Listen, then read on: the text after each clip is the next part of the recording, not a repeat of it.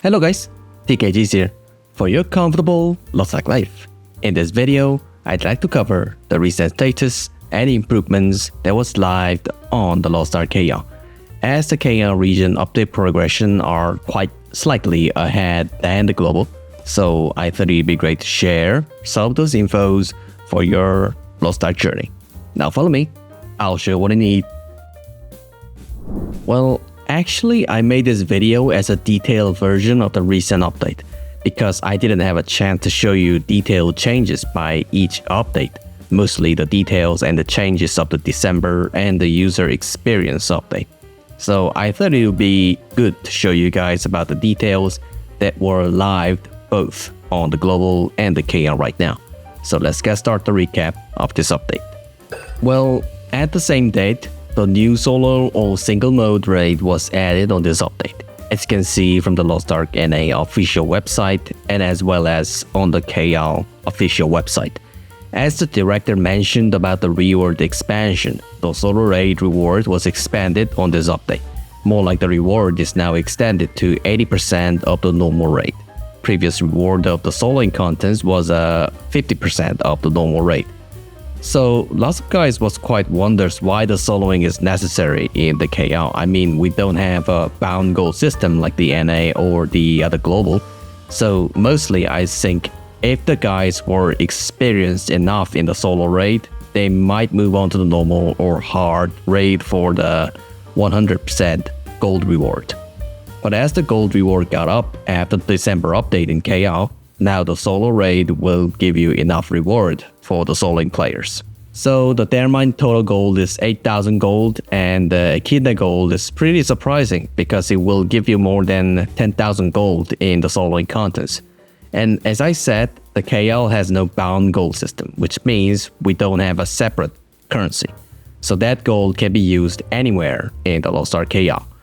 And I think this is a quite good direction. Even the light players can get a chance to experience or build the high tier contents like the Transcendence and the Advanced Honing. So with the foundation, they might try out the high contents too, like try the Behemoths or a gear in some future. Also, I think the best part of the solo raid is you can turn off when you want it, and you can continue your work again from there. It could give a lot of soft option to enjoy the LostArk in various ways.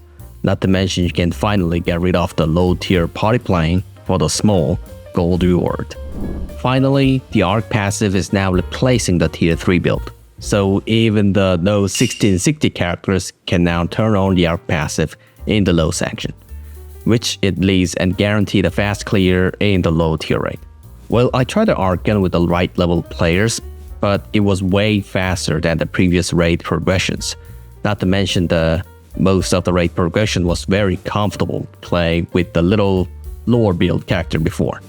Anyway, as the Ark Passive build replaced the remaining tier 3 build, so your accessories will not be useful as before, because there is no engraving build does not exist as its options. So you have two choices. First, you can polish your tier 3 accessories to upgrade and add more enlightenment points, or you can receive from the storage, which it is already finished polishing. The option might not be that satisfying, but still, I think it is just okay to use it right away. And many people had asked me about the max number of the enlightenments and the evolution points of the previous non-Ark Passive characters. If you have everything what the LostArk provide through the recent contents as I do, you might have a max point in enlightenments about 77 points and the evolve point might have about 100 points. If you don't have it, you might be a little bit hard to put a full tier 3 enlightenments. So try not to forget the field boss and the other contents. By the way, the field boss potion loot has a ceiling, so if you played and participated enough, you can get the enlightenment potion eventually. Also, the pass was modified. I mean, it got better. Not only the pass support was extended, but also the progression challenge got added on this update, which now can support or help the new players soft landing in the LostArk. The challenge system got better on its reward. Each level and the raid will now provide a reward that actually needed for the new players to settle down. For example, if you clear the Vegas challenge, you can now receive the Light of Salvation card set 18 plus Awakening as a reward. And as I remember, at the end, you can complete the 24 plus Awakening with the reward. On details of the reward is that the way is not included in the card pack because the way can be acquired from the other contents, for example, in the merchant. And talking about the details, the first time when I made the past characters, I thought the past challenge could be done with the normal solo mode, but that wasn't. You have to enter the challenge raid in the challenge window, which is totally different. So you have to go into the raid in that challenge screen to receive the finished reward. And I think the best part of the user experience update is an Elixir and the Transcendence improvements, which was totally modified as a new system. First is about the Elixir. Now the action we have to take in the Elixir screen got less and less strategic to finish or complete the 5-5 or 5-4 or 5-3 Elixir. Now the Elixir system will automatically select the 4 random option for you, and you can choose the one effect you wanted as soon as you got into the Elixir screen. Still, the random and luck is quite needed, but the gimmicks and tricks got removed. Like the chaos and other things are now totally gone, and all we have is like the option which increase the probability and the chance or increase level. And I think the tricks got lighter. I did the Elixir in the new empty characters, but I completed the 40 Elixir with only valid effect. With about, maybe I did the 8 or 10 refining. Maybe I got super lucky, but I think the Elixir got better in its strategy. Because mostly, luck was not on my side when I did the refining. Transcendence got more lighter. Seriously, it was changed to need no strategy. All you have to do is roll the dice, more like just clicking will finish the Transcendence. Mostly I wasn't aware what was really going on, but as soon as I became aware of my existence, the Transcendence was over. There is zero strategy needed to finish. So naturally the calculation offsite is no longer needed to get some advice. And personally, I think the luck factor increased. Yes, it is less than the previous version, but luck is still needed.